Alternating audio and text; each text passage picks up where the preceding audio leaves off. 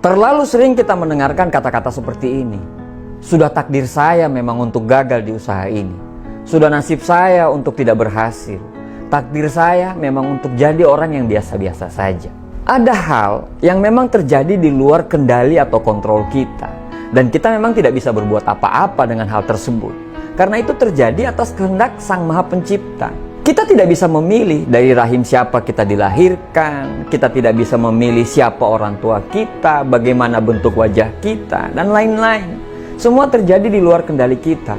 Cuaca hari ini, mau hujan atau panas, lahir dari keluarga yang orang tuanya bercerai, lahir dengan kondisi tubuh yang tidak sempurna layaknya orang-orang. Tiba-tiba saja ada yang datang dan menjatuhkan atau memfitnah kita, dan semua yang terjadi di luar kontrol dan kendali kita. Itulah yang namanya takdir kita. Tapi respon kita terhadap takdir kita, itulah yang menentukan bagaimana nasib kita. Nasib kita itu ditentukan bagaimana cara kita merespon terhadap apa yang terjadi dengan kita. Mau itu nasib baik, mau itu nasib buruk, semua tergantung pada pilihanmu. Walaupun memang semua tetap atas izin Tuhan. Nasib baik, keberuntungan, ataulah hoki bukanlah hal yang datang di luar kendali kita. Kita sangat bisa mengontrol hal tersebut. Kadang orang-orang masih menganggap bahwa keberuntungan itu datang karena takdir, dan menurut saya itu anggapan yang keliru. Nasib baik atau keberuntungan itu sangat jelas adalah sesuatu yang kita bisa desain dari awal. Bagaimana caranya kita menciptakan nasib baik? Ya, kita harus jadi orang baik dulu. Walaupun baik saja tidak cukup. Tapi tidak ada orang dengan sifat buruk itu bisa punya nasib yang baik. Untuk membentuk kita menjadi orang yang baik dengan nasib yang baik, semua tergantung dari mindset kita. Yes, semua tergantung dari pola pikir. Pola pikir adalah pembentuk persepsi atau cara pandang kita terhadap hidup. Persepsi itu akan melahirkan emosi. Emosi itu akan menentukan perilaku, dan perilaku yang diulang-ulang itu yang akan menentukan nasib kita. Misalnya, saat kamu menghadapi kegagalan, pasti akan ada dua sudut pandang dan pola pikir. Yang pertama, pola pikir positif. Pada saat dia gagal, dia berpikir, saya harus tabah, saya harus sabar dalam menghadapi kegagalan ini. Saya harus belajar dan makin semangat untuk berusaha terus. Karena pola pikirnya sudah terbentuk seperti itu, akhirnya persepsi kita pun akan menjadi positif. Kita akan terus berbenah, kita akan mencari tahu yang salahnya di mana.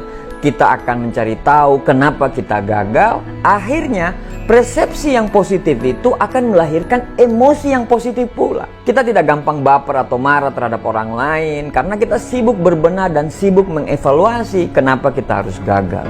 Karena emosi kita udah positif, perilaku kita pun menjadi positif. Karena kita sudah tahu kita gagal, akhirnya kita lebih hati-hati, lebih rajin dari sebelumnya. Kita sibuk memperbaiki diri, kita sibuk belajar, dan kita begitu semangat dan antusias walaupun kita pernah gagal.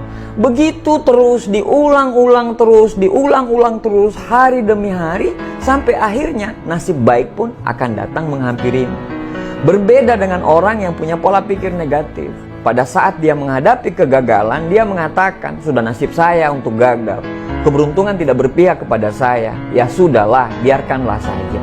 Akhirnya, cara pandang kita pun menjadi negatif. Kita menjadi gampang baper, kita menjadi gampang marah, dinasehatin kita nggak bisa, mental kita sudah keblok. Setiap melihat orang sukses kita gampang nyinyir, setiap kita dimotivasi kita menutup diri. Akhirnya memang kita tidak ada gairah sama sekali. Kita menjadi pemalas dan akhirnya nasib baik pun akan menjauh. Kita sudah diciptakan dengan takdir masing-masing dan kita tidak bisa menolaknya.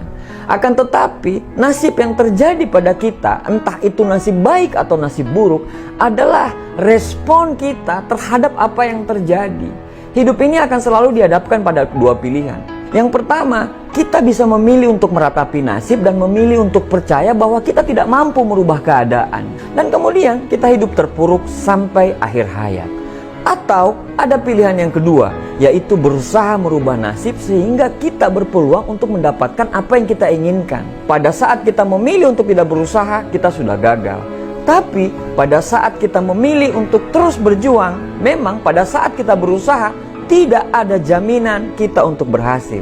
Tapi minimal kita sudah menciptakan peluang keberhasilan tersebut. Memang kita tidak tahu akan jadi apa kita nanti, tapi minimal kita sudah berusaha semampu kita untuk menjadi orang yang kita cita-citakan. Pilihan ada di tangan kita semua. Terima kasih.